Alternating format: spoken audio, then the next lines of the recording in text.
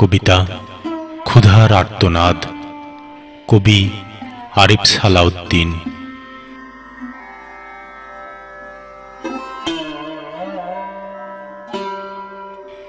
মা, মাগো, এক মুঠো ভাত দাও না। আজ 2 দিন উপবাস, আর কত সইব ক্ষুধার জ্বালা। পেটে কিচ্ছু নেই মা। কাল সকালে বলেছ একটু অপেক্ষা করো, দুপুরেও একই কথা বলেছ, রাতেও না খেয়ে শুয়েছি। ক্ষুধার জ্বালায় সারা রাত ঘুমোতে পারিনি। মা, মাগো, এই দেশ তো বিশাল অট্টালিকায় ভরা। ওরা তো নিত্য বিরিয়ানি, পোলাও, কোরমা খাই, কিন্তু আমাদের ঘরও নেই, এক মুঠো অন্ন জোটে না।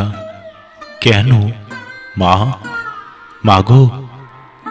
আজ 2 দিন সবার দুয়ারে দুয়ারে ঘুরেছে এক মুঠো অন্নের লাগি, কেউ দেয়নি মা। সবাই দূর দূর করে তাড়িয়ে দিয়েছে মা। ওই দেখো মা, এই দেখো মা, সেদিন রুটির দোকানে গিয়ে একটুখানি রুটি চেয়েছি বলে ওরা আমায় কেমন করে মেরেছে।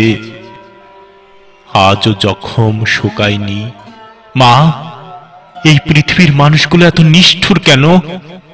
তারা তো অন্ন নষ্ট করে, ফেলে দেয়, অথচ আমরা দিনের পর দিন উপোস করি, এক মুঠো অন্ন জোটে না। মা, মাগো, তুমি বোবার মতো শুধু চেয়ে থাকো কেন? দাও না মা এক মুঠো অন্ন। আর যে সইতে পারছি না। কি হয়েছে তোমার মা? জবাব দাও না। সারা দিন শুধু কাঁদো আর কাঁদো, কিছুই বলো না। এক মুঠো অন্ন দিতে না পারো?